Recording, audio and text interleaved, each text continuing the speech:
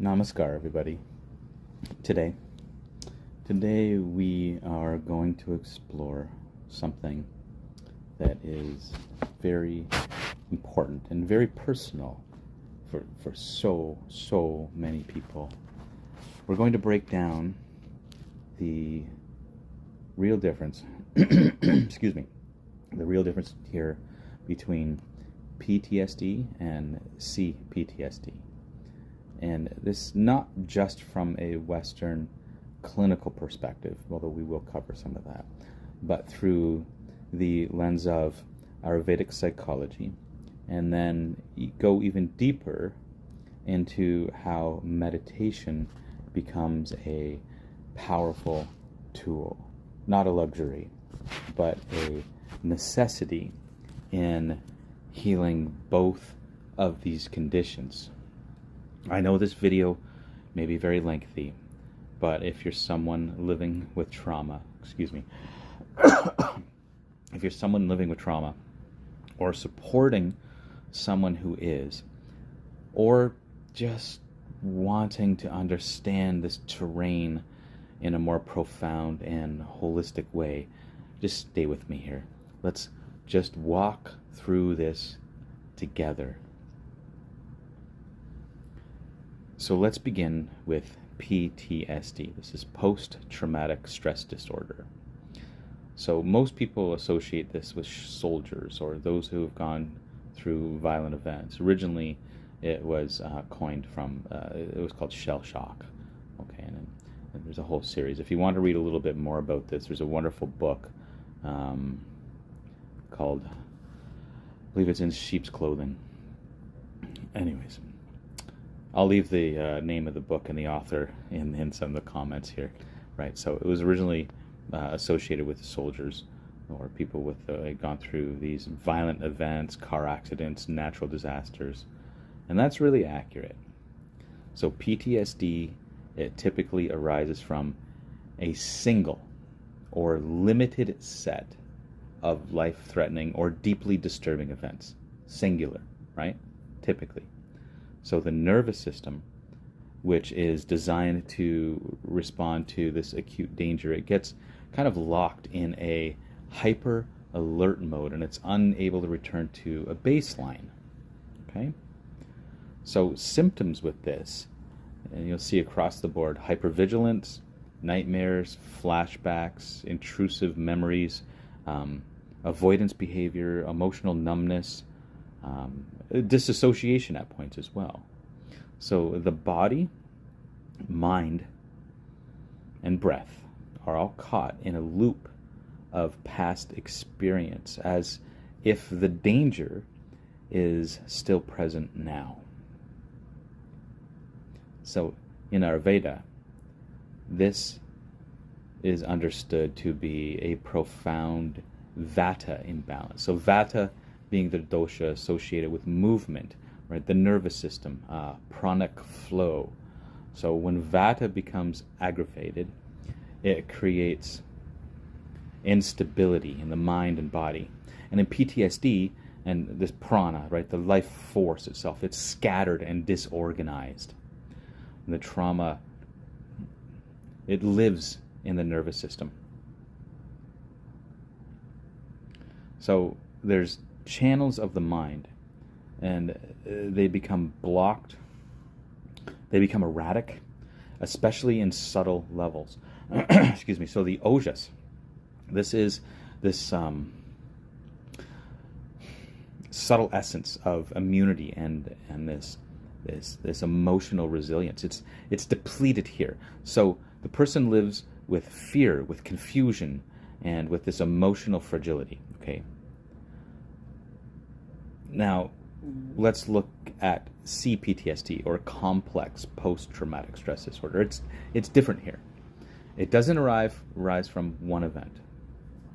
It arises from prolonged exposure to trauma. So a series of events, prolonged exposure, like emotional neglect, psychological manipulation, chronic abuse, growing up in an unsafe household. So being in a toxic relationship where your sense of self was constantly eroded, right? So whereas PTSD is like kind of like a lightning strike, CPTSD is a slow erosion of the foundation of the self. It impacts not just the nervous system, but also the very formation of identity, of relationship to self, and capacity for this healthy emotional regulations. So symptoms with this include emotional dysregulation, chronic shame and guilt. Remember, these are across the board with this. Difficulty trusting others, deep-seated beliefs of unworthiness, a fragmented sense of self, and this constant feeling of being unsafe or unlovable. So from an Ayurvedic perspective, CPTSD often involves all three doshas. Vata for the instability, Pitta for the inner critic and this burning shame, and Kapha for the depressive states and the disassociation. So the entire system, body, mind, and these subtle energetic fields, it's compromised. The ahamkara, this is the sense of self, has been deeply wounded here because of the prolonged exposure to the trauma. So the trauma isn't just in memory here, it's embedded in the formation of the psyche. So we can see how much different CPTSD is here, although there are shared similarities. So with modern neurobiology, it shows us something really fascinating here, and this is that trauma changes the structure of the brain. Okay? The amygdala, it becomes hyperactive, and the hippocampus, it shrinks, and the prefrontal cortex, this is the part that's responsible for reasoning and perspective, it becomes underactive. So the amygdala, the fight, flight, fawn, or freeze response centers of the brain are overactive, okay? Right? So for PTSD, this means the system is caught in a loop of re-experiencing and avoiding. For CPTSD, it means the very structure of perception has become distorted by chronic emotional injury. And that's just been shaped and forged into the individual through that prolonged exposure. Excuse me. So there's recent research that shows mindfulness and meditation practices can actually reverse these structural changes. This is fascinating, and I'll leave some links to the studies as well. So there's studies from Harvard and Stanford, and they show that these consistently meditating, it increases gray matter in the hippocampus and decreases the density of the amygdala. Think about that, right? Decreasing the density of the amygdala. This means that fight, flight, fawn, or freeze response, it becomes diminished, right? So in essence here, meditation literally rebuilds the parts of the brain that trauma damages. So this means that there's more of an ability to function within that space of the prefrontal cortex, which is reasoning and perspective. So we can add better reasoning skills and a deeper, more broad perspective, right? Because this CPTSD, this limits the perspective. It narrows one's view of things. It almost makes things black or white. And from the Ayurvedic perspective, meditation, it's not some kind of luxury. It is medicine. Period. Okay? It's a practice that strengthens ojas, that pacifies the vata and reestablishes the natural flow of prana through the nadis, right, and the srotas. So these are these mental propensities and these energetic points in the body. Okay? And if you'd like some more information on that, I can give much, much more. But when you sit in stillness here and observe the breath, or what I teach is mantra, and focus on mantra, this inner I am presence, you are resetting the nervous system, okay? So you're focusing on this inner I am presence, right? With mantra. you're learning how to cleanse those mental channels. You are creating a safe internal environment, and that's the only place healing can begin. Healing is not going to begin if you don't have a safe internal healing environment for yourself. It has to be developed. You have to take the steps. If you're watching this and you're undergoing PTSD or CPTSD, there has to be a sense of safety within yourself. Okay? So in trauma, they've lost connection to the present moment. And meditation is the art of becoming present. Not to bypass pain, right? Not to suppress anything, not to regress, but to meet it from the stillness that is untouched. So for PTSD, meditation helps by teaching the nervous system how to return to rest. It deactivates the sympathetic nervous system and activates the parasympathetic. So in yoga, we know this, right? This is taught quite a bit. So this is the state, this parasympathetic system, this is the state of digestion, rest, and repair. We want to be able to access that. And the more we practice and develop this safe space within ourselves through meditation, the more we can get into that space. So this vata, right, this constant movement, over movement, it begins to calm, and breath deepens. Prana begins to move evenly. The person starts to realize they are not the trauma. They are the awareness within which that trauma arises. And this is a profound shift for the individual, not just as an intellectual exercise. They have to practice this in order to embody and remember it. So even 10 to 15 minutes a day of seated meditation, breath awareness, mantra, this can really begin to soften this reactive loop, right? This internal rigidity. It softens. We begin to understand self-compassion. And with consistency, the brain, it literally starts to rewire. The sense of inner safety, it increases here. Now, the CPTSD is more complex, right? Complex post-traumatic stress disorder. The person may not have a solid sense of self to return there, or so they perceive. Okay? There may be these chronic inner voices of shame, guilt, and unworthiness.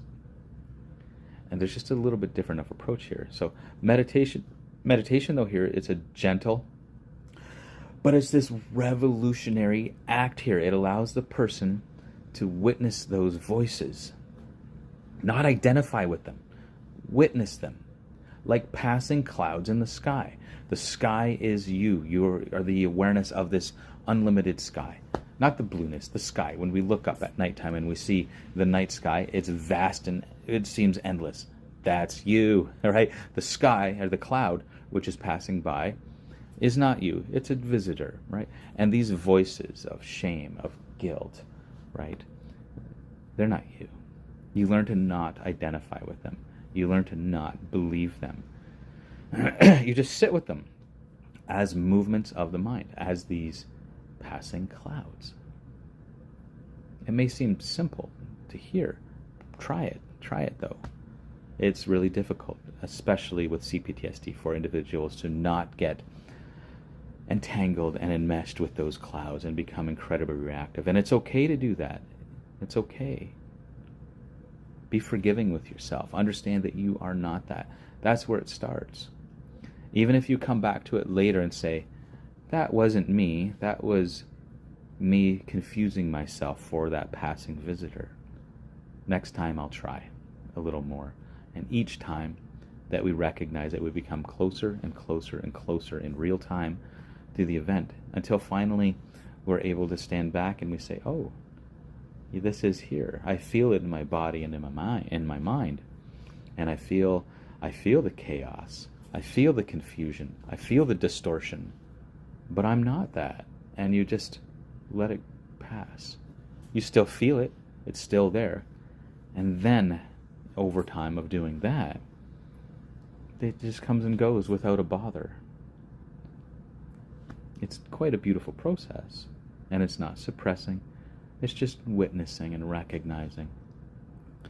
So in Ayurvedic terms, we're returning and restoring sattva. This is the quality of clarity and peace.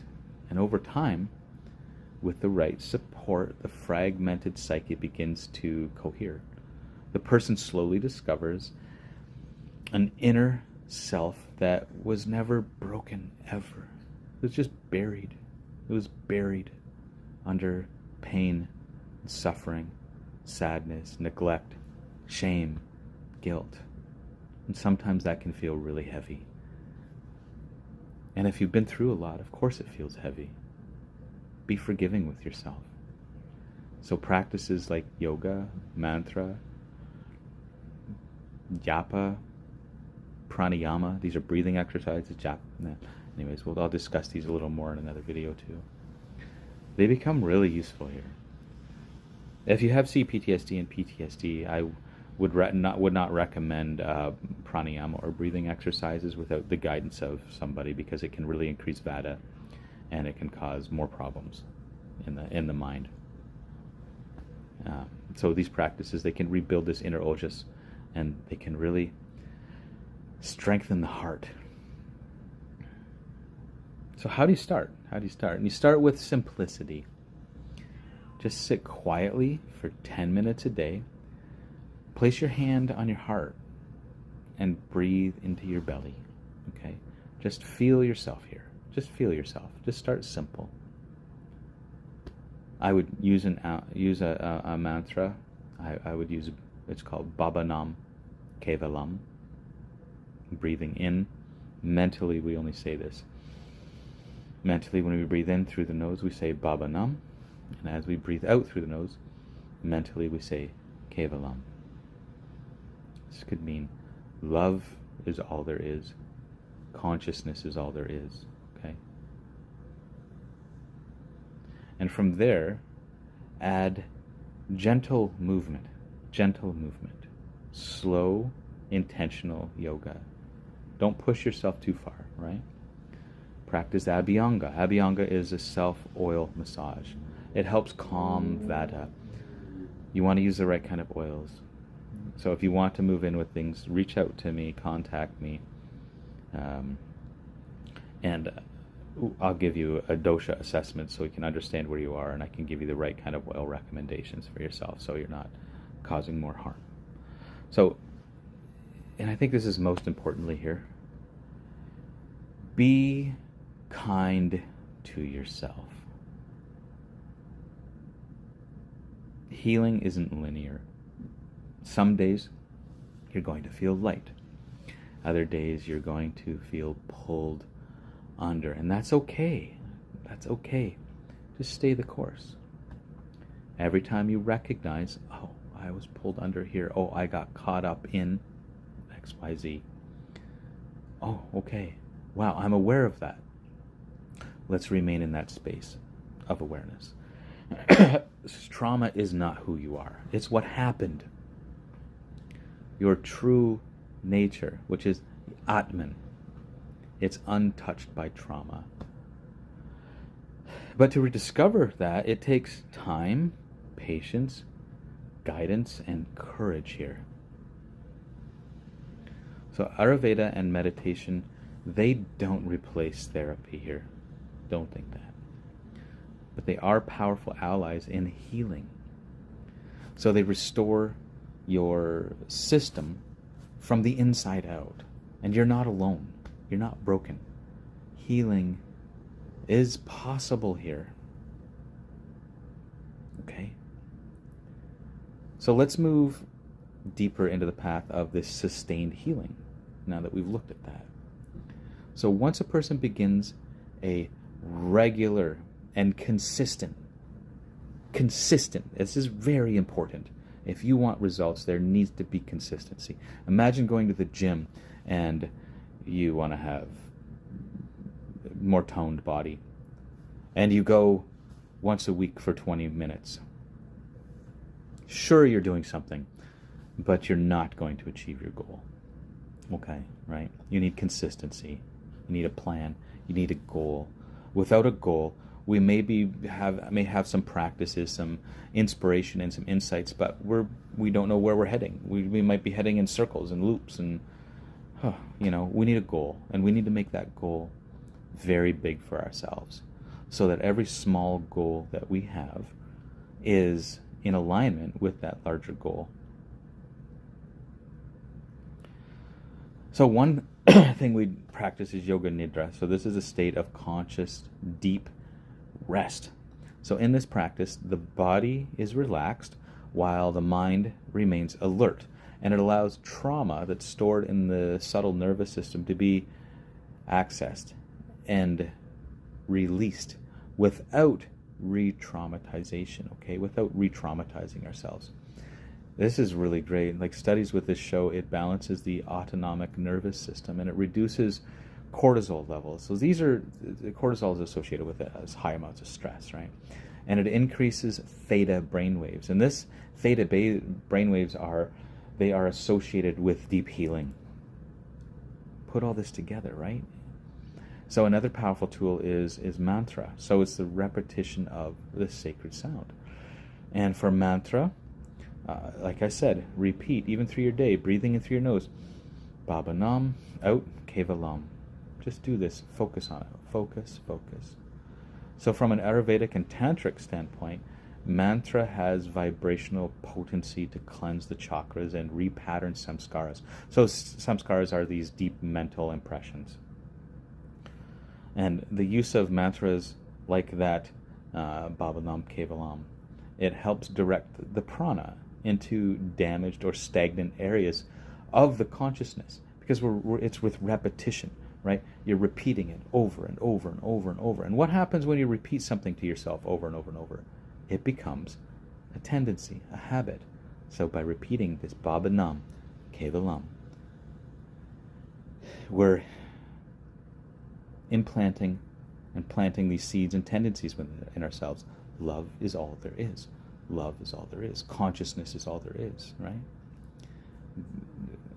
So another thing here we want to look at is understanding in trauma, and especially complex trauma. Excuse me. The energy body, the pranamaya kosha, it's deeply impacted.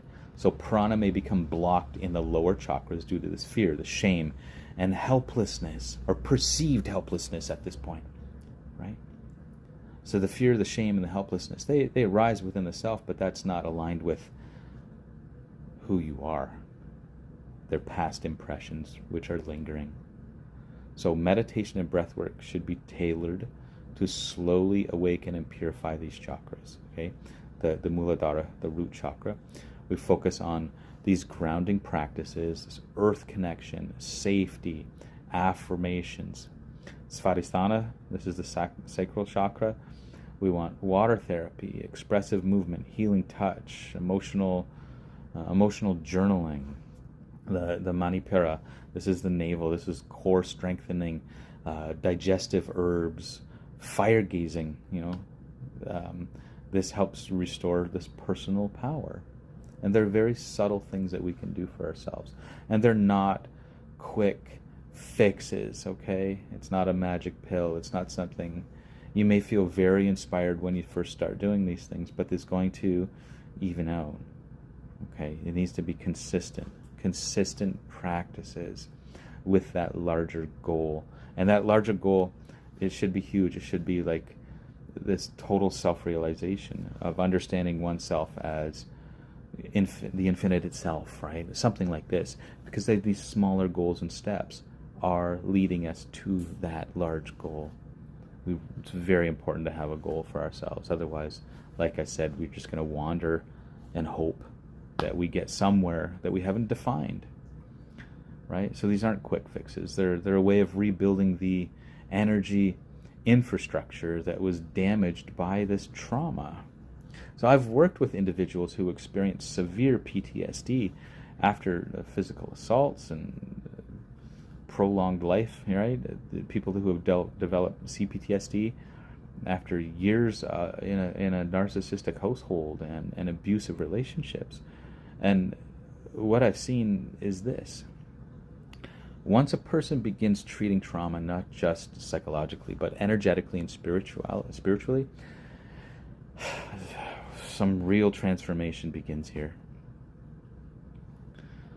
One woman, for example, began with guided meditation and yoga nidra.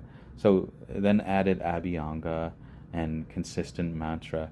And within 6 months, she described feeling like she finally had a home inside herself. Right? This sense of confusion, this chaos, this inner turmoil, these thoughts, these intrusive emotional states, they held back. And there was a sense of home, a sense of peace. Right? And story, another young man that I worked with CPTSD from emotional abuse began with just something simple like candle gazing and this very gentle breath work, very, very gentle and very slow. And I would, nature immersion, just walking through nature, right? It shifts the mind because of these new habits and these new tendencies. So the mind starts to reinterpret what is happening because of these valued actions, okay? And slowly his inner dialogue, it began to soften. Okay, he began writing again, laughing again, feeling like he was worthy enough for people. And the stories here, like, they're real and they take time, but they reaffirm what Ayurveda has always known, is that the soul cannot be broken. It's not a possibility. It's only covered. And healing is the art of uncovering.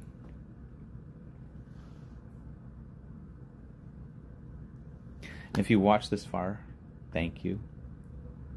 My hope is that you leave with more information. If you have any questions, reach out to me. I will leave my email where you can reach out to me. And I hope you leave with inspiration and permission to begin again, permission to care for yourself deeply, to reclaim your stillness. So meditation and Ayurveda, they don't promise an escape from pain, but they reveal the self that is beyond it. And from that ground of being, everything becomes possible. Namaskar.